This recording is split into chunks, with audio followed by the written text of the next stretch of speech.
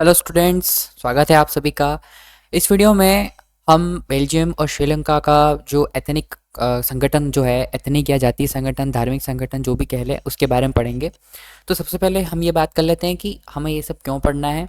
Belgium और श्रीलंका के जो एथनिक संगठन है, इनकी जो जातीय प्रॉब्लम जो है, जातीय समस्या जो है, धार्मिक समस्या है, भाषाई समस्या है, जो भी समस्या है, उसको पढ़कर हम क्या समझेंगे। पिछले वीडियो के इंट्रोडक्शन में हमने पढ़ा था कि सत्ता की साझेदारी किस तरह से महत्वपूर्ण होती है किसी भी देश के विकास में, किसी भी देश के सही संचालन में। सत्ता की साझेदारी नुकसानदायक नहीं होती है। सत्ता को बांटने से क्या होता है, देश का लोकतंत्र मजबूत होता है, देश का लोकतंत्र कठोर बनता है, अच्छा बनता है। तो हमने ये पढ़ा था। तो इस टॉपिक में हम क्या पढ़ेंगे, अब यहाँ पर हमें दो एग्जाम्पल्स दिए गए, दो देशों के एग्जाम्पल्स दिए गए।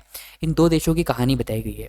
इन दोनों देशों की कहानियों से हम ये समझने का प्रयास करेंगे कि सत्ता की साझेदारी क्यों महत्वपूर्ण होती है, सत्ता की साझेदारी करने से किस तरह से देश का विकास हो सकता है, और किस तरह से देश का विकास गलत फैसले लेने से, सरकार के गलत कदम उठाने से बिगड़ भी सकता है। इसके बारे में हम इन दो कहानियों से डिस्कस करेंगे। देखिए, हम दूसरों को देखकर सीखते हैं, ऐसा कहा जाता है।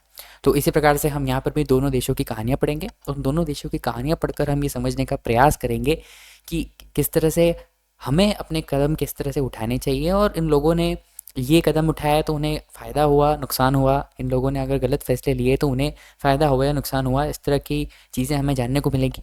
दो कहानियाँ हैं, दो देशों की कहानियाँ हैं, दो देशों की अपनी कहानियाँ हैं, अपना इतिहास है।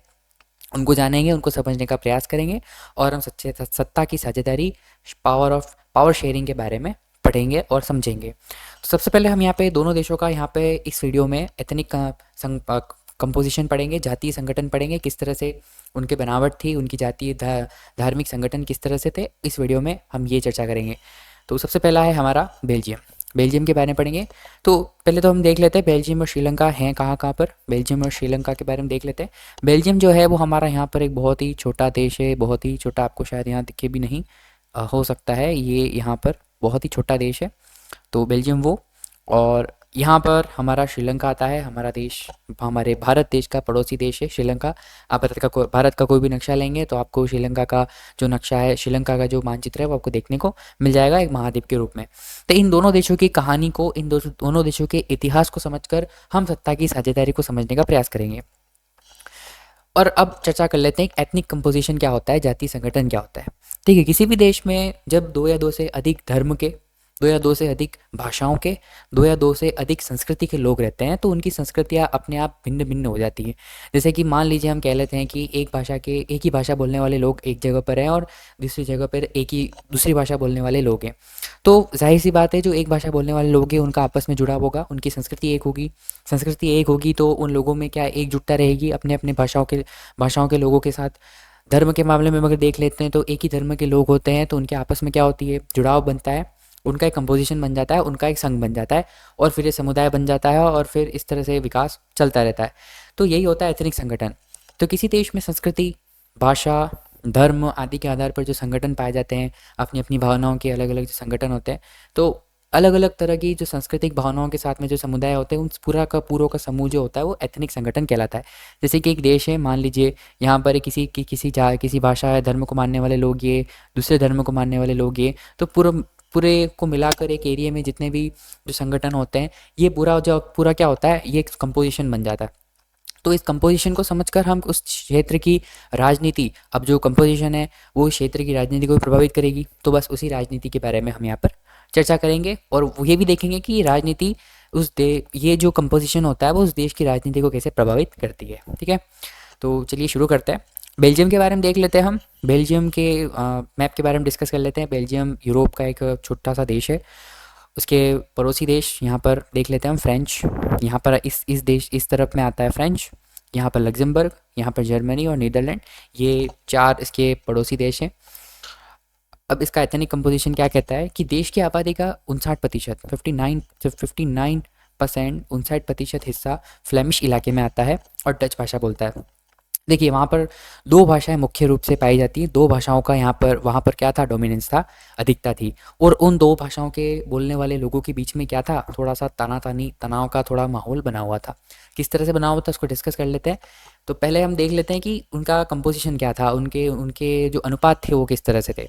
तो डच बोलने वालों का क्या था 59%। अब इस मैप में आप देख सकते हैं कि डच भाषा जो लाल कलर में जो दिखाया गया है वो डच भाषा बोलने वालों की संख्या बताई गई है, और जो ब्लू कलर येलो कलर अरे नीले कलर की ब्लू कलर की जो संख्या दिखाई गई है वो फ्रेंच बोलने वालों की दिखाई गई है। और यहाँ पे जो आपको येलो कलर का जो दिख रहा है ना, ऑरेंज कलर का, ये जर्मन बोलने वालों की संख्या बताई गई है। तो इस तरह से ये एथनिक कंपोजिशन होता है।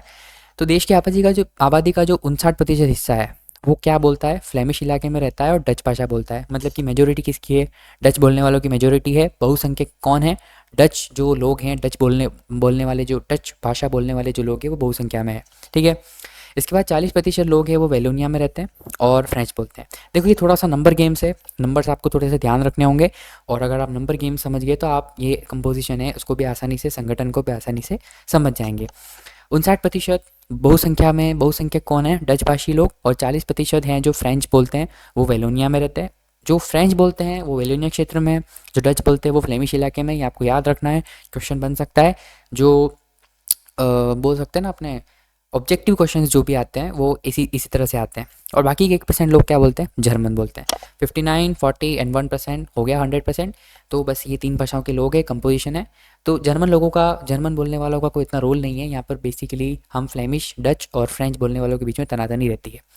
अब मेन दिक्कत कहाँ पे आती है, मेन प्रॉब्लम कहाँ आती है, हम अब वहाँ की राजधानी क्या है, ये बीच में आप सेंटर में देख सकते हैं, ब्रुसेल्स।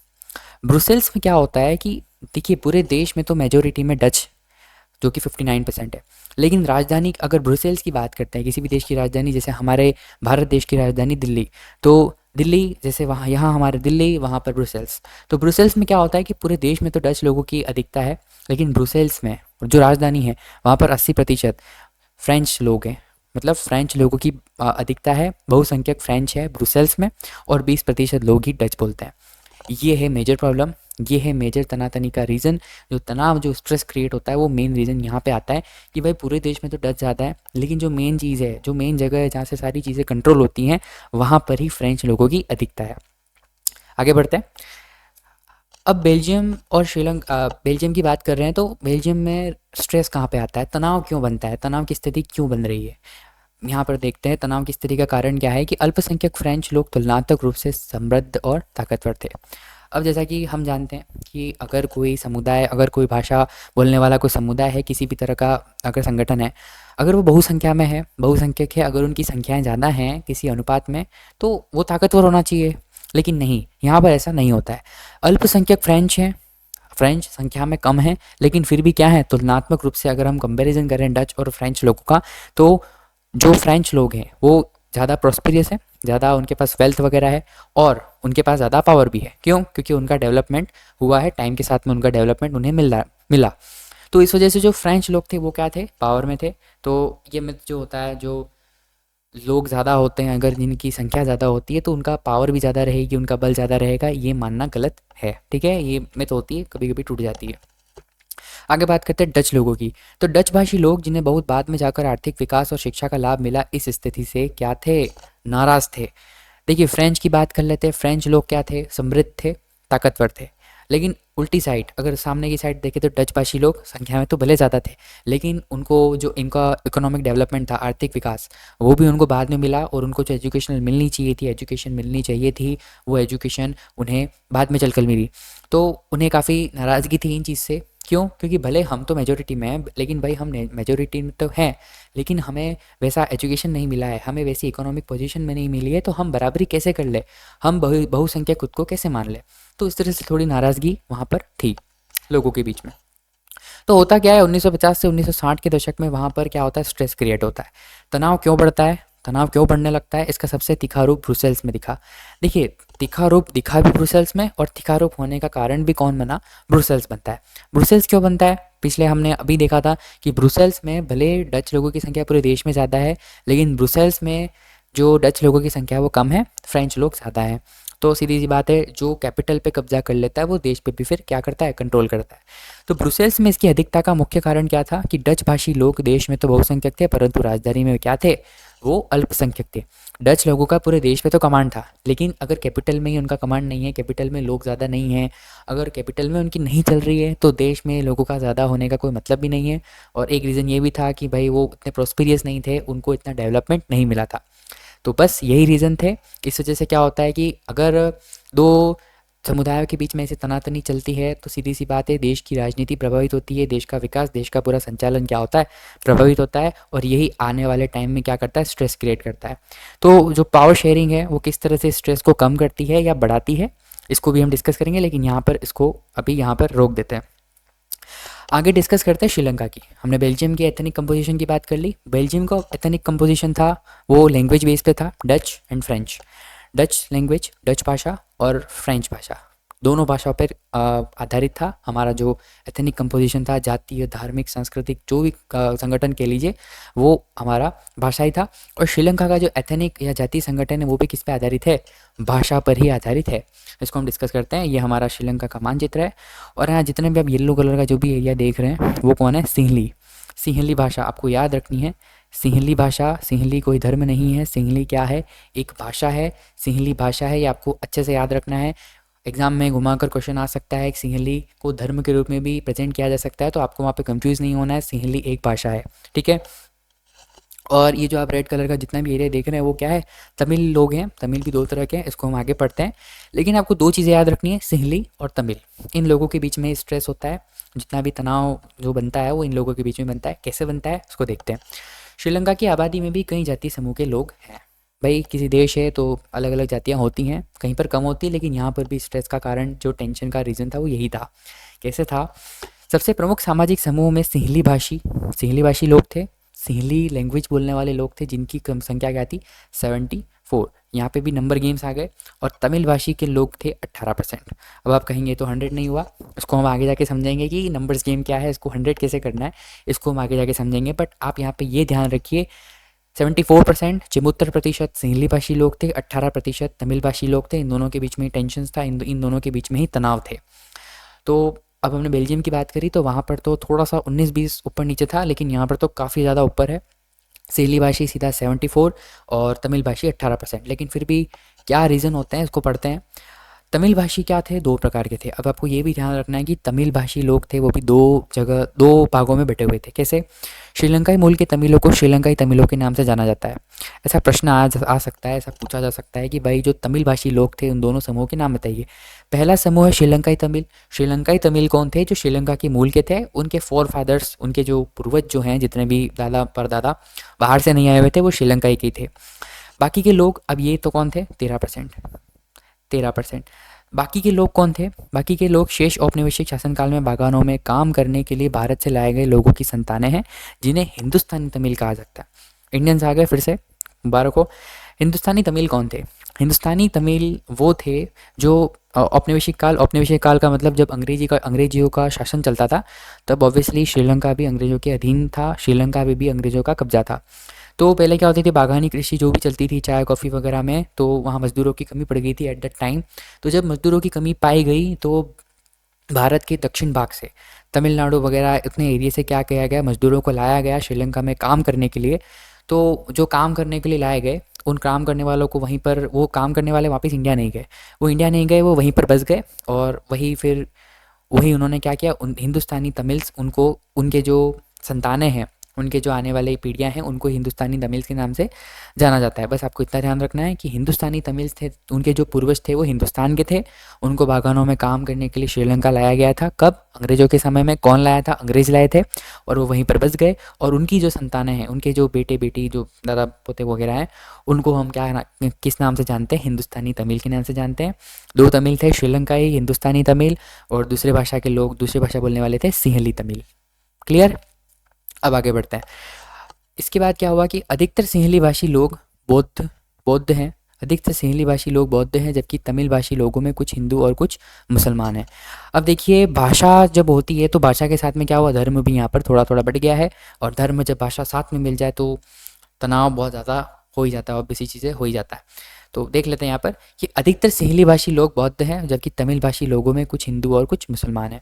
सेक्युलरिज्म का कॉन्सेप्ट भी यहीं से निकलता है।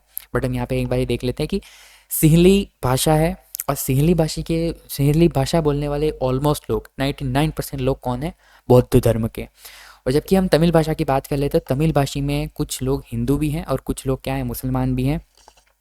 अब इसके बाद में देखते हैं 7% लोग, जो बाकी के बच्चे लोग, हमने पढ़ा 74 सिंहली, 74 सिंहली, 18% तो तमिल हैं और 7% ईसाई है, क्रिश्चियन है, ठीक है।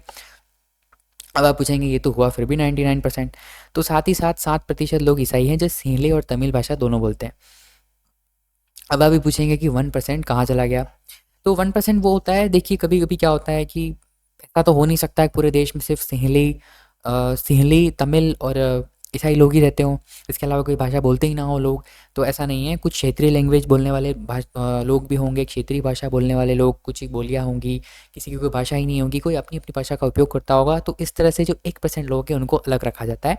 तो किसी भी कंपोजिशन में 1% को वो अलग छोड़ा ही जाता है।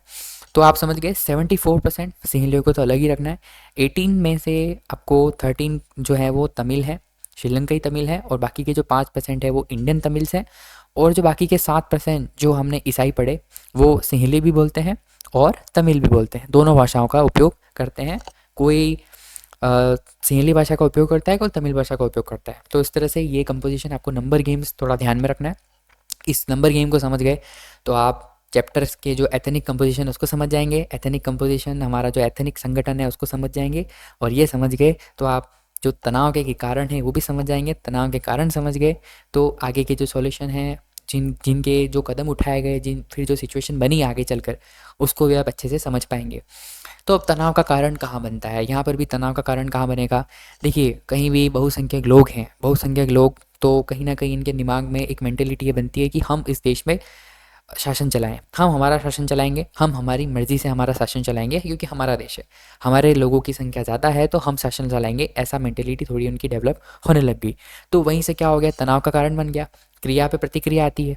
तो जब बहुसंख्या में लोग होंगे वो अपनी मनमानी चलाने की कोशिश करेंगे, तो क्या होगा कि अल्पसंख्यक लोग भले संख्या में कम हो लेकिन उन्हें पता तो चलेगा कि हमारे साथ ज़बरदस्ती हो रही है, हमारे साथ अन्याय हो रहा है। तो उसी अन्याय को रोकने के क्रम में वो क्या देंगे, अपनी प्रतिक्रिया देंगे, और उसी प्रतिक्रिया के चलते क्या होता है, तनाव पैदा होता है, संघर्ष पैदा होता है, विरोध पैदा होता है, और देश की राजनीति क्या होती है, उलट पुलट हो जाती है। देश की राजनीति उलट पुलट होने के साथ में संस्कृति सब कुछ क्या होता है, इधर उधर हो जाता है, पढ़ाई विकास सब कुछ इफेक्ट करता है उस चीज़ को। तो अलग अलग भाषाओं और धर्मों को मानने वालों के बीच तनाव क्या है, स्वाभाविक है, जैसा कि मैंने आपको बताया। और अधिक आबादी वाले लोग देश में अपनी मनमानी चला सकते हैं, ऐसा सोचकर क्या होता है, वो मनमानी चलाना अपना शुरू कर देते हैं। तो इस तरह से बेल्जियम और श्रीलंका दोनों का जो संगठन, दोनों का जो हमने जो जातीय संगठन, एथनिक संगठन, सांस्कृतिक धार्मिक जो भी आप कह सकते हैं, ये संगठन हमने पढ़ा। इस संगठन के जरिए हमने पहले क्या किया, उनकी रूपरेखा देख ली। तो जब आगे हम इनके आगे की सिचुएशन की बात करेंगे, श्रीलंका में बहुसंख्यकवाद आया, श्रीलंका में कैसे सिंहली लोगों ने कब्जा करने का प्रयास किया, प्रभुत्व जमाने का प्रयास किया, कौन कौन से कॉन्सिक्वेंसेस, क्या परिणाम उनको भुगतने पड़े, और बेल्जियम के जो लोग हैं उन्होंने कैसे अपने आपसी समझौते के तहत कैसे अपनी समझदारी दिखाई और संविधान में ऐसे नियम, ऐसी व्यवस्था को डेवलप किया कि आज भी बेल्जियम एक आदर्श के रूप में जाना जाता है। बेल्जियम को आज भी काफ़ी आदर्श माना जाता है और काफ़ी अच्छी व्यवस्था वहाँ पे बनाई गई। तो इन दोनों व्यवस्थाओं को पढ़कर, एक एक सिचुएशन में पढ़कर, श्रीलंका की सिचुएशन पढ़ेंगे, बेल्जियम की सिचुएशन पढ़ेंगे, और ये सिचुएशन पढ़कर हम ये समझने का प्रयास करेंगे कि सत्ता की साझेदारी क्यों आवश्यक होती है। तो आई होप यहाँ पर आपको समझ में आ गया होगा। किसी भी तरह का कोई भी डाउट हो तो आप बिल्कुल कमेंट बॉक्स में फ्री होकर पूछ सकते हैं, आपको आपका डाउट कमेंट बॉक्स में क्लियर कर दिया जाएगा। तो नेक्स्ट हम श्रीलंका का बहुसंख्यकवाद पढ़ेंगे और फिर समझने का प्रयास करेंगे कि श्रीलंका में क्या सिचुएशन बनती है। तब तक के लिए थैंक यू।